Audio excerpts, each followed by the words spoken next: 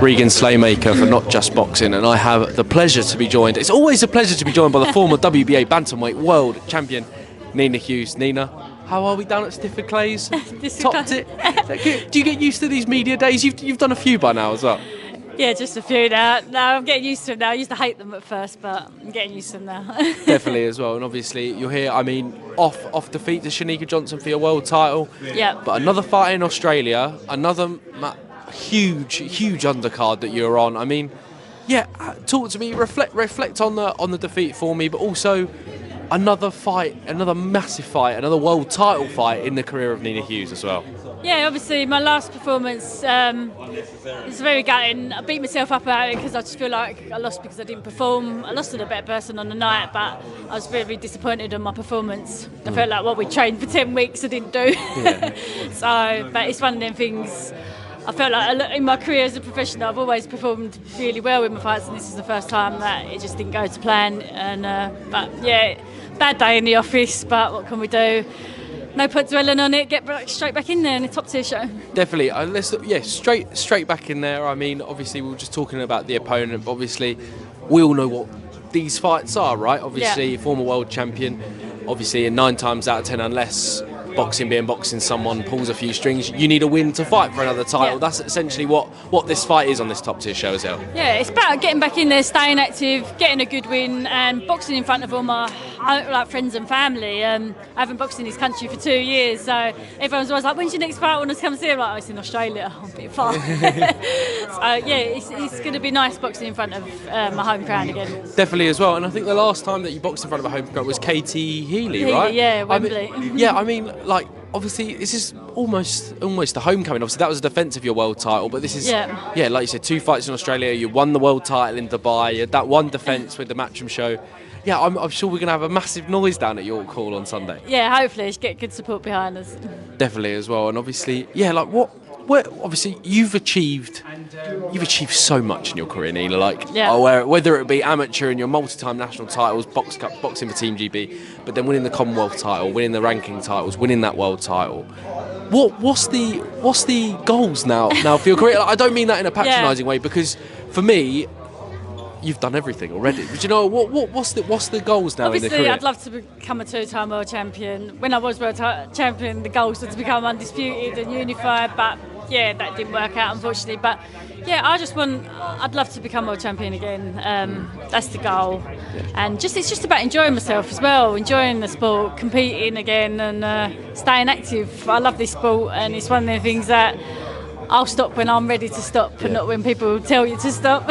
Definitely. Is that like, because there was a lot being made about after the fight with Shanika Johnson, and a lot of people who aren't really qualified to give their opinion are giving their opinion on your career, but I was having the same conversation with Natasha Jonas about, and I mean this in a nice way, the stubbornness of fighters.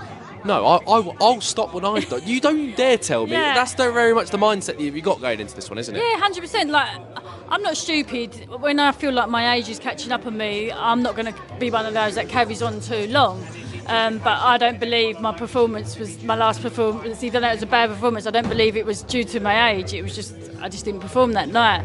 And I still feel like I've got plenty left to give. So while I'm still performing in the gym, while I still feel good, and while I still believe I can beat people, then who's to tell me I should stop? I'm going to carry on. Definitely, and it's important to know you've got a team around you, mainly Kevin Lilly, who you've been with for such a long time as well. He'll be the one also to give his opinion. Obviously, it's your call at the end of the day, but he will also give his opinion. Yeah, he's told me, like, when it's time to stop, you are stopping. Like, I'm not going to... Your coach is there to support you, and I'm not going to let you carry on for too long. But yeah, while I'm still feeling good, why not? Definitely as well. And staying at bantamweight?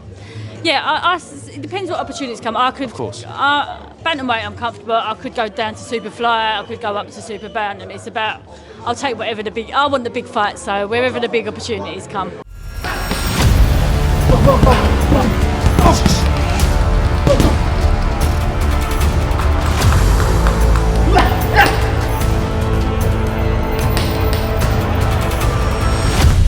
Definitely, I do have to bring up this new wave of Jake Paul, I mean, I don't know about you, but I was almost surprised that I see Ellie Scotney announced, obviously unified super bantamweight champion from this country. I mean, for me, she is, I think she's pound for pound probably #1 female fighter in the country. I mean, Yeah. let's put this scenario out there. Obviously, we get the win on top tier. MVP, Nikisa, Jake Paul, Yo Nina, as the kids speak. They offer. That's got to be an opportunity that you. 100%. Yeah. They're doing wonders for women's boxing. Like, I feel like at the moment, a lot of the promoters, they're not really. I feel like it's gone downhill a bit. The interest has gone from a lot of the big promoters. So while the interest has gone from all the other promoters, Jake Paul's signing a lot of girls, and he's creating a big interest again. So it's great what he's doing for women's boxing. Definitely. Is that obviously that would be obviously because he's got Dina Thorseland as well. He's got Ellie Scotney. He's got Ramla Ali. I mean, those are three names we've flirted with the idea of Dina Thorseland for a long time. But I mean, even a fight with Ramla Ali on an undercard of Katie Taylor Serrano, that's a massive fight as well. Two Brits as well between yourself and Ramla. I mean, I'd love them fights. That's what I just want to be in. I want to be in the big fights. Obviously, I want the title fights, but even if they're not title fights, just to be in the big fights with the big names, it's them sort of fights that excite me. Definitely as well. And I do want to touch on kind of women's boxing as well. What do you think promoters need to do? Like I said, I think whilst this Saudi involvement is doing wonders for boxing, women's boxing has taken a bit of a hit. Massively. It's a fair criticism. What do you think needs to be done to change these things? I just need to promote more women. Yeah. It's just about promoting, giving the platform for females to box on. The promoters just need to give that platform and sign more females. Definitely. I mean, and the fights. I mean, if you haven't watched Nina Hughes' career, where have you been? But you're a testament to that. All your fights were always exciting, and you always give it a real good go. I mean, that world title win against Jamie Mitchell, unbelievable fight. You really want to kind of, if there's what, how does it feel to be a part of? You were a part of that movement when a lot of promoters were being a part of it. There's so many female fights. So they're one of the most exciting fights, I think, because they're 2-minute rounds and they're fast and they're always a high pace and they're always toe-to-toe wars. So it'd be good if the big promoters could put one female fight on each show, or it would help promote it massively. Definitely, I think me and my good friend John Ryder, we were saying this. Actually, no, do you think the board would do this? We were saying the British board should make a rule.